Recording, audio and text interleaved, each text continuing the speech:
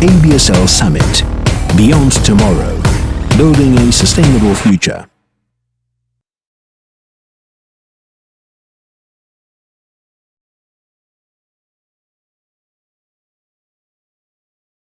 Ladies and gentlemen, let me introduce you Cynthia Hansen, Managing Director, Adecco Group Foundation.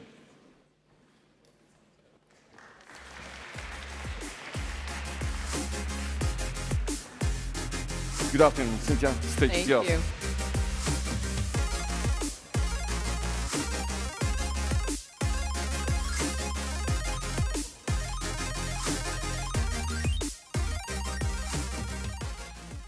Good afternoon. When was the last time that you took a chance? Something where you didn't know the outcome, something that maybe scared you a little bit. It could be something small. Recently, I was making a cake, and I ran out of one kind of flour, so I threw in a different kind of flour. I didn't know what the result would be, and it could have been horrendous. But actually, it was pretty good. That was small. It could be something big. I moved to a new city that I had never visited before, where I had no network, I had limited time, I had limited resources, and just 1 week to set up a new life. That was pretty big. We all take risks. We all take chances. Big, small, personal, professional. Why, when it comes to changing jobs, building skills, do we suddenly become more hesitant? What holds us back? There was a recent piece of research by Microsoft that said that 40% of the people in that survey planned to change employers in the next year. How many of them are actually doing it? And are they held back by a perception of skills and competencies? Or is it something that's deeper? Is it about personality? Is it about confidence? Is it about identity? Remember that when you apply for a job, your skills and competencies at that moment are a snapshot. They don't show what you are capable of. And what we are so interested in at the Adecco Group Foundation is helping to unlock what you're capable of. Look not just at skills and competencies, that snapshot of the moment, but rather look at trainability and learnability. Look at propensity to change. And we are interested in using those skills to unlock hidden pools of talent. So who are these hidden pools of talent? Let me tell you a story. There's a young woman named Lo. She was born into a situation that had a lot of odds stacked against her. She was born in the northwest of Vietnam, already an emerging market. She was born into a Thai ethnic group, so a minority ethnic group, and she's a girl. So unlike a lot of her peers, she had the luck to go to high school. There was government funding available. She went to high school, but at the end of that, she didn't know what she wanted to do. Then she was selected for the Fit for the Future program. And this program takes young people from very difficult backgrounds, extreme poverty. Some of them have been abused, some of them have been trafficked, a lot of them are girls. And it trains them into IT skills and then places them in internships that give them a taste of what it's like to work in the world. So Lo was selected for this program, and she was very unsure. She didn't have a lot of confidence at that time, but she went for the program. And through the course of that program, she got great skills, hard skills, IT skills, but more than that, she learned how to work in an office. She learned how to show up. She learned how to be professional and how to collaborate with other people. So it was that wraparound of skills, hard and soft, that set her on the course to get an internship with Viet Chef, which is a spice company. And now she's gone from a very isolated, small town into the world of work in a company. And that kind of story repeats again and again. She could have stayed home. She could have got married. She could have taken a job in a factory. She could have fallen out of the workforce like so many other young people. But we caught her, and we unlocked that opportunity, and she took it. She took the chance. And it's not just her. We've got another young man, Janz Bracha, and he grew up in a small town in Germany. There's kind of this small town theme here. And he was a trumpet player from a very, very young age, always the best one. He beat everybody, every competition. He was the trumpet player in his village. And everyone said, go out into the world, have a music career, go to conservatory. And so he did. And he arrived at conservatory, and he found that he was one of hundreds. And across the world, he was one of thousands of really good trumpet players. But the university there told him, you have just a few options. As a musician, you can be a soloist, you can be an ensemble player, maybe you can play in an orchestra, but the number of orchestra seats are very tiny compared to the number of graduates who come out every year. Janz decided that wasn't enough. That wasn't what he wanted. It was too narrow. So instead, he started experimenting. He went into new music, contemporary, extremely contemporary music. I saw him play 2 weeks ago. He played the trumpet into a bowl of water.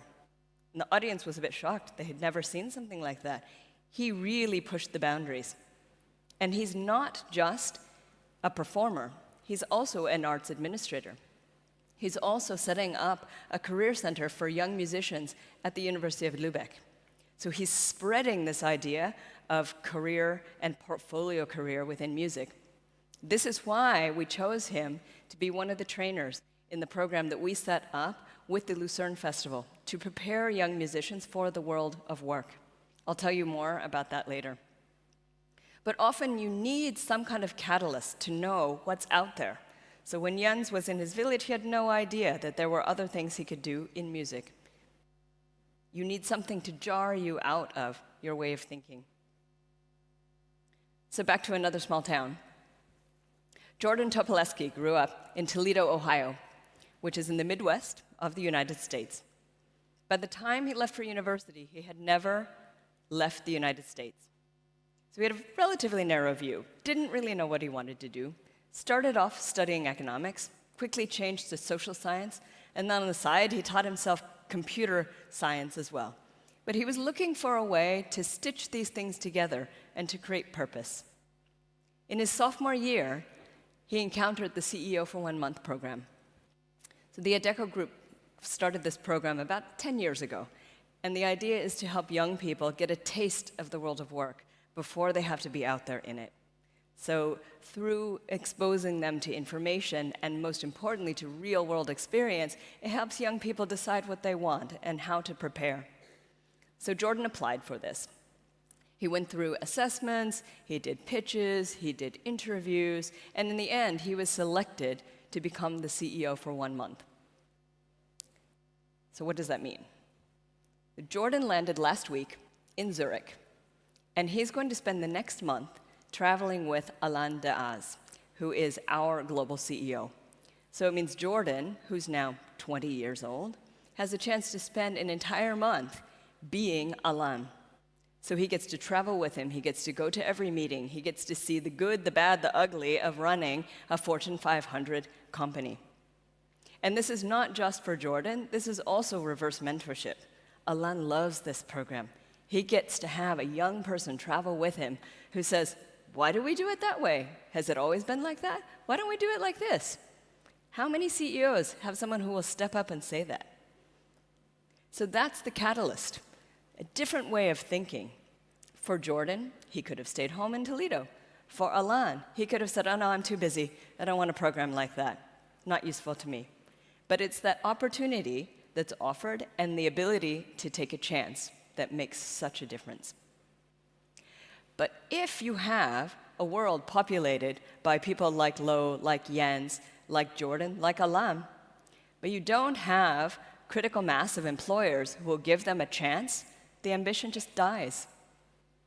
So what we're also looking at is how do you change the behaviors and the mindsets of employers so they are willing to take a chance on candidates who are not the typical choice. And therefore, these companies are not the typical choice. How many of you know the sport curling? Oh, that's a lot. How many of you had tried curling? Yeah, okay. I tried curling. It is incredibly hard, and I was very, very bad. But curling is a really important Olympic sport, but it's not a big money sport. How many curlers do you see with massive sponsorships from Nike? So we had a young man named Benoit Schwartz, and he's an Olympic curler from Switzerland. And Benoit, like a lot of other Olympians, needed another job. It's really hard as a curler to make enough money to survive. But he needed a career and an employer who would be flexible, who would let him have time to train, who would let him have time to travel, to compete, and would give him a chance because he didn't have office experience. He didn't have a business degree. He didn't know how to work in an office. But what he had was the ability to keep focused, to critique his own performance, to work with others, to see how to coach people and how to receive coaching. These are things that any employer would want, but wouldn't necessarily show up on a CV. So through the athlete-friendly employer initiative that we set up with the International Olympic Committee, Swiss Air was able to give Benoit a job. And so they brought him in, not to trot him out and show we have an Olympian, but rather to utilize his skills. And off the back of that, we actually did a piece of work called Unbeatable Talent, which codifies 8 different skills that athletes bring into the workplace. And this is not just about athletes. This is about all those hidden pools of talent. And you have to have frameworks. You have to have ways to think about this if you're going to create lasting change. So at the Adecco Group Foundation, we've set up a social innovation lab, and it does exactly that. It looks for people falling out of the workforce, understands why they are, looks with them for solutions to get them back in, and then scales it through partners. So it has a 3-step model, and I'll walk you through this using the Lucerne Festival musicians example. So step 1 is to scan. You have to scan the landscape and understand who you're looking for and why they're falling out of the workplace and the workforce. So with the Lucerne Festival, we scanned how musicians are prepared for the world of work. What kinds of training do they get? What kind of coaching do they get? We had a young woman who said by the time she graduated from a very elite conservatory, she knew what the inside of a practice room looked like, and she'd had 1 class on contract negotiation. She had no idea about the world of work. So then second, we go into the build phase. And the build phase is where we use design thinking to work with experts, to work with organizations who have access to various communities, and we work with the end users on the ground to come up with possible solutions. So with the Lucerne Festival, we worked with their students, with their alumni, with the administration, to understand what they needed and to create a special training program just for young musicians to help them understand the world of work and, like the athletes, to understand what they had that employers would want and to translate that into the language of employment. And we've now been running that for 3 years. It's pretty good. It's a really solid prototype. What we're doing now is the scale. So if we keep it with the foundation, it will never scale. And therefore, we can't build things that we keep. We build just to share. So with the Lucerne Festival, we're now setting up a whole cohort of trainers who are they themselves musicians who can take this out into the world. We've set up a business plan, a communications plan, a pipeline of other organizations who should be interested in this product. And then, by the end of this year, we do this lovely pivot, and the Lucerne Festival becomes the lead organization, and we step back. So we've scanned, we've built, and we've scaled. And this is how you start to build critical mass and change the behaviors and the ways of thinking of organizations and of individuals. But this is collective. This has to be something that we all do. All of us in this room are individuals, and we're employers. So here are 3 simple things that we can do. And you can do this in your personal life and in your professional life. You can grow your comfort zone Everyone talks about step out of your comfort zone. What if you just grow your comfort zone more and more? Second, you can look below the surface. What you usually see as the problem to be solved often is not the real problem. Go a couple layers deeper, and then you'll find what you're really solving, whether it's for your organization or for a client. And third, be comfortable with ambiguity. When you're dealing with new mindsets, new ways of working, new behaviors, you don't know exactly what you're going to get, but that's okay.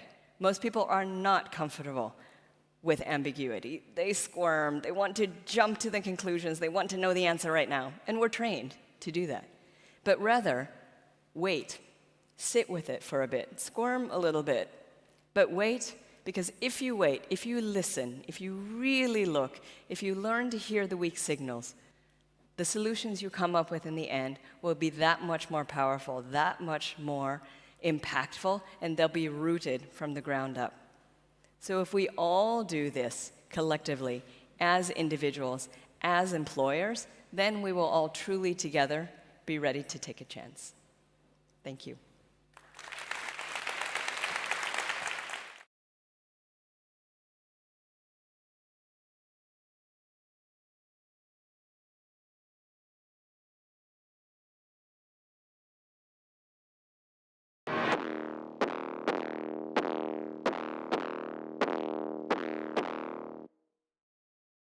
Resilience, maturity,